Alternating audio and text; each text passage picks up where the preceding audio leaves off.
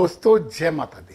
आज हम बात करने वाले हैं बुध महाराज की कन्या राशि के जातकों को कैसा रहेगा वर्ष 2026 और कैसे उसे और अच्छा बना सकते हैं। आप चतुर हैं, बुद्धिमान हैं, परंतु जिद्दी भी हैं, तो थोड़ी सी जिद आपको कम करनी चाहिए। चलिए 2026 के बारे में बात करने से पहले बता दूं कि 2026 का पूर्ण राशि फल मैंने लगभग 50 पेजों का हर माह का नक्षत्र और ग्रहों के आधार पर बनाया है।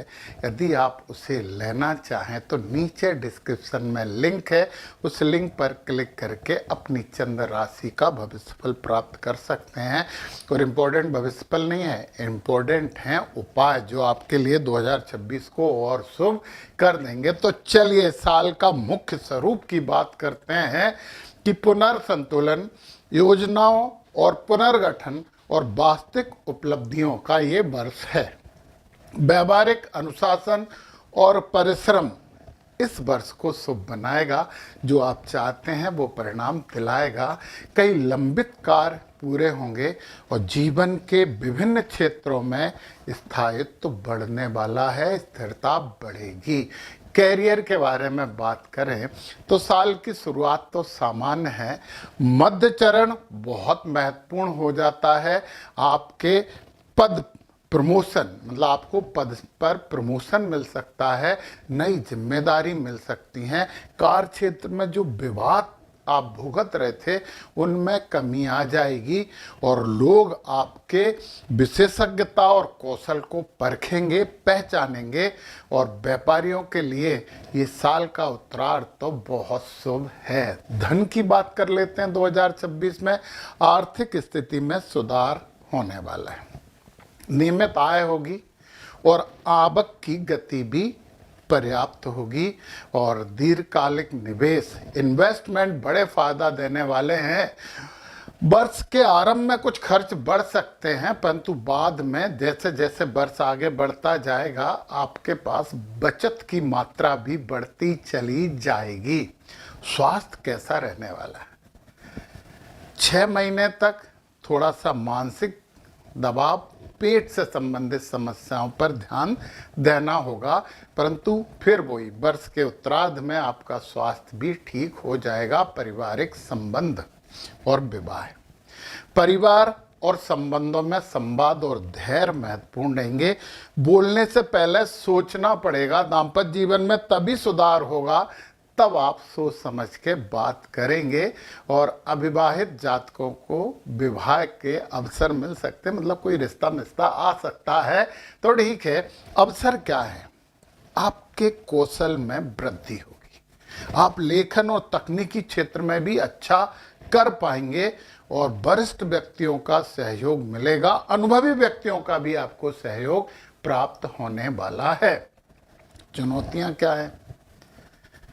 ओवर थिंकिंग सबसे बड़ी चुनौती है। खुद पे अविश्वास ये और बड़ी चुनौती है। और छोटी छोटी बातों को तूल लेना ये भी बंद कर दीजिए। आप निर्णयों में स्पष्टता बनाइए और शीघ्र और उचित निर्णय लेकर काम करिए। निश्चित ही आपको ये साल एक यादगार साल बन जाएगा। अब हम मुख्य ग्रहों की बात करते हैं, शनि, गुरु और राहु, क्योंकि ये लगभग पूरे साल थोड़ा सा चेंज होता है, अधिक समय तक एक राशि में रहते हैं, इसलिए इनकी बात की है। तो सबसे पहले मैं गुरु महाराज की ही बात कर लेता हूं, क्योंकि सकारात्मकता से शुरुआत करना बहुत अच्छा है। चलिए, गुरु महाराज आपके कर्म भाव में बैठे हैं 2 जून तक और आनंद ही आनंद है। बहुत अच्छा कर्म करवा रहे, आपको ज्ञान के द्वारा लाभ दिलवाने की पूरी कोशिश करेंगे। और 1 2 3 4 5 भी अमृतमयी दृष्टि आपके कुटुंब और धन और वाणी भाव पे अच्छा बोलेंगे। कुटुंब से संबंध अच्छे होंगे और धन भी आएगा। 7वीं दृष्टि सुख भाव पे है, तो ये तो और आनंद की बात है, सुख दिलवाएंगे। और 8 नवी दृष्टि में ये राहु महाराज जो छठे भाव में बैठे हैं एक बात ध्यान से सुन लें, ये छठे भाव में राहु बहुत अच्छे होते हैं, शत्रु नाशी होते हैं। बस ये है कि आप भ्रम में नहीं पड़े, माता सरस्वती की आराधना करनी चाहिए।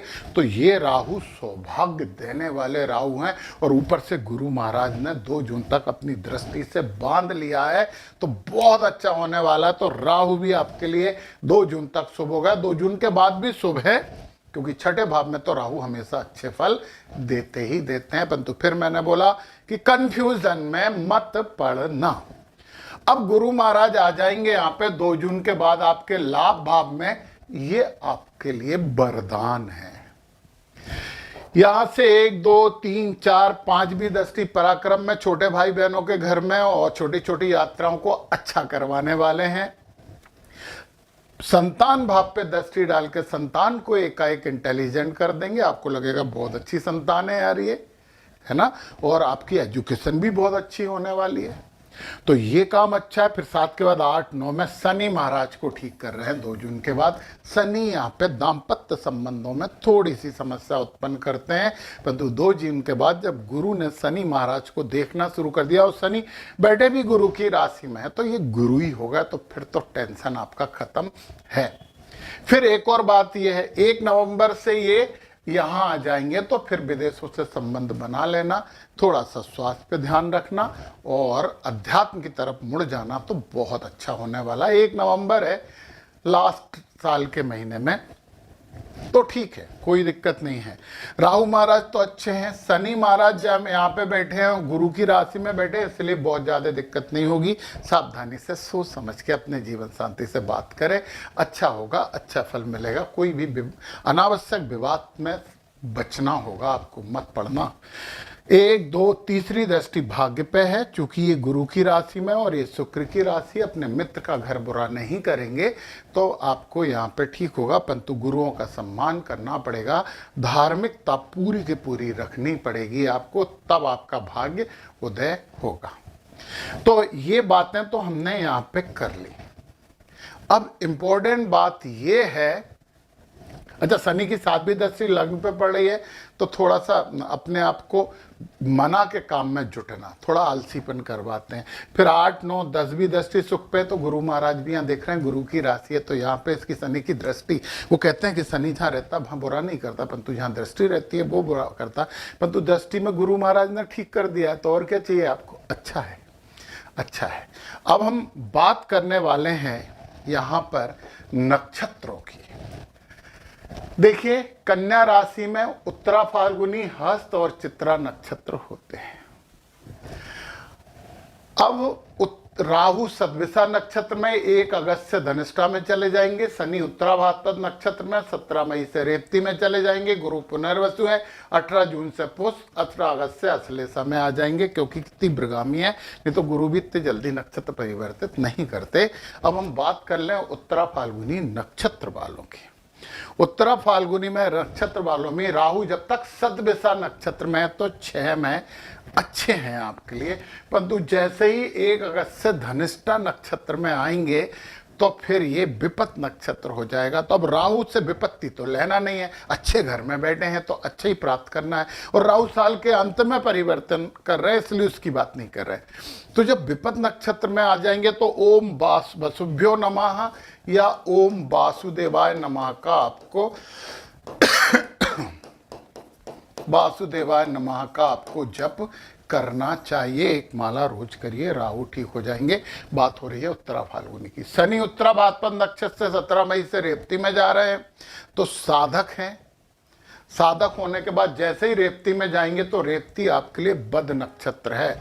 ओम पूखणे नमः की आपको एक माला रोज करना शुरू कर देना चाहिए, बहुत आवश्यक है। गुरु पुनर्वसु नक्षत्र में, ये प्रत्यरी नक्षत्र है।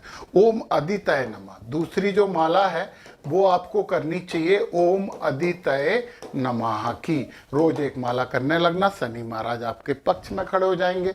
फिर गुरु महाराज की बात करें हस्त नक्षत्र वालों के लिए, गुरु पुनर्वसु नक्षत्र में, जब गुरु पुनर्वसु नक्षत्र में तो सेम है ना। और फिर गुरु आ जाएंगे पुष्य नक्षत्र में, ये प्रत्यरी नक्षत्र है, तो ओम बृहस्पति नमः का आपको जप करना चाहिए।